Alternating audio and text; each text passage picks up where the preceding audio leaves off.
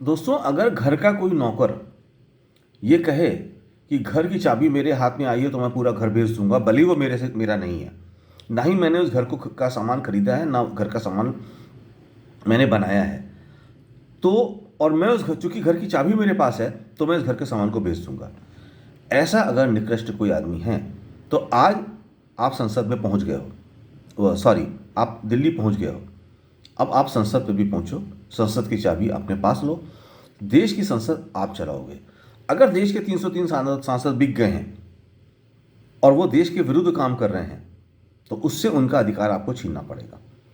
कायदे से इलेक्शन होने चाहिए। इलेक्शन नहीं अगर हो रहे हैं तो 5 साल तक आप देश को बेच नहीं सकते। मेरे देश ने कभी इस बात के लिए वोट नहीं दिया है कि मैं देश की रेलवे बेच दूँ। मैं तो कह रहा हूँ सारी भारतीय जनता पार्टी और बाकी लोगों से, आप इलेक्शन इस बात के लिए लड़ो कि मैं देश की सारी संपत्तियां बेच दूंगा और जीत जाओ।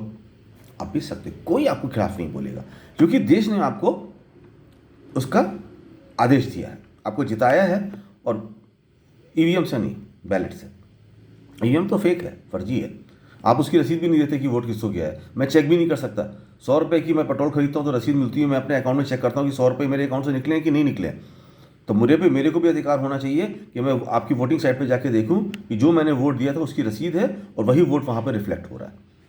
तो वो नहीं है तो ईवीएम तो पूरा फेक है। आप बैलेट से करो और पब्लिक से मांगो मैंडेट कि साहब हम देश को बेचना चाहते हैं, प्राइवेटाइज, पूरे देश को प्राइवेटाइज करना चाहते हैं, रेलवे भेज देंगे, एयरपोर्ट सब भेज देंगे, आपकी ज़मीन भेज देंगे, और साहब हम ये करना चाहते हैं, आप हमें इसको जनतांत्रिक अधिकार मेरे को दे दो, मुझे जिता दो। पब्लिक आपको जिता देगी तो बीत जाओ।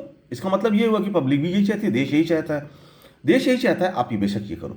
लेकिन देश अगर ये नहीं चाहता है, देश ने आपको उन लोगों उस चीज़ों के लिए वोट दिया था जो आपने 2014 में अपने भाषण दिए थे कि मैं ये करूँगा, ऐसा होना चाहिए, उस बेस पे आपको वोट दिए गए थे। वो नहीं करते हो तो आप देशद्रोह कर रहे हो, आप देश के साथ छल कर रहे हो। तो आज मेरे किसान भाई, वो 1000 बुजुर्ग लोग अपनी 150 लोग शहादत देने के बाद अगर किसान आज दिल्ली पहुंच गए हैं, तो दिल्ली से वापस मत आना, संसद पे कब्जा करके ही आना। अब ये कब्जा करके मैं कोई असंवैधानिक कार्य के लिए नहीं कह रहा हूँ। संसद पे कब्जा करने का मतलब आप बोलो कि साहब आप जनादेश प्राप्त करो। ये लोकतांत्रिक देश है, जो जनादेश है वो करो।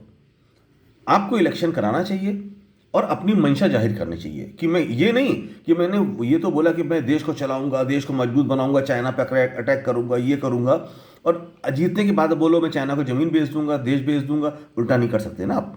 आपने जिस चीज़ के लिए जनादेश लिया वही काम करो। वो काम नहीं कर रहे हो तो आप जन विरोधी हो गए, देश विरोधी हो गए, देशद्रोही हो गए। तो आप जनादेश प्राप्त करो, ओपन, अच्छे तरह से, आप लोग समझदार लोग हो, बोलो कि साहब मैं अंबानी अडानी को चाहता हूँ पूरा देश बेचना, और इसके लिए लोग मुझे वोट दें, मांग लो वोट। और सबसे पहले ये डिक्लेयर करो, ये बताओ कि पुलवामा अटैक की इंफॉर्मेशन पहले कैसे पहुंची मीडिया में, और वो आदमी अभी तक जेल के अंदर क्यों नहीं है जो पुलवामा के सैनिकों की मौत पे जश्न मना रहा था। और उसने अगर कोई कॉन्फिडेंशियल इंफॉर्मेशन हासिल भी की है तो वो भी देशद्रोह है, वो भी देशद्रोह है। अब मीडिया इसलिए है कि आप सरकार की जो आपके पास आरटीआई एक्ट, इंफॉर्मेशन ले लो उससे, लेकिन आप गोपनीय थे। वो तो फिर जैसे जासूस लोग होते हैं ना, विदेशी जासूस होते हैं कि इंफॉर्मेशन लेते हैं दूसरी जगह पास ऑन करते हैं। क्या पता कि इस आदमी ने जो इंफॉर्मेशन मिली है उसने किसी और को पास ऑन नहीं की होगी, और ऐसी कितनी और इंफॉर्मेशन इस आदमी को नहीं मिली होंगी जो उसने लोगों को पास की होंगी। ये तो पूरा देश का जासूसी है, इनको तो इमीडिएटली सजा होनी चाहिए, फांसी होनी चाहिए इस आदमी को। और ऐसी सरकार को सरकार में बने रहने का हक नहीं है, जिससे राफेल की फाइलें गायब हो जाती हैं, जिससे कॉन्फिडेंशियल इंफॉर्मेशन लीक हो जाती है, जो उस आदमी को सबसे प्रेफर करता है जो देशद्रोही है।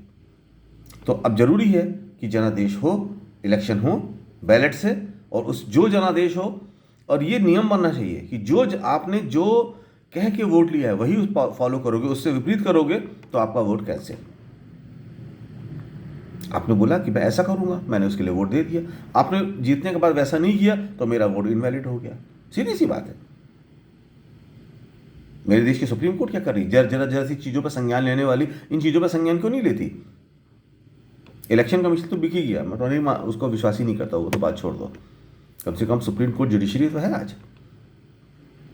सोचो, ये देश है, घर घर खिलौना खिलौना आइस पाइस नहीं खेल रहे हो। ये देश है, 135 करोड़ लोगों के भविष्य का सवाल है। Thank you.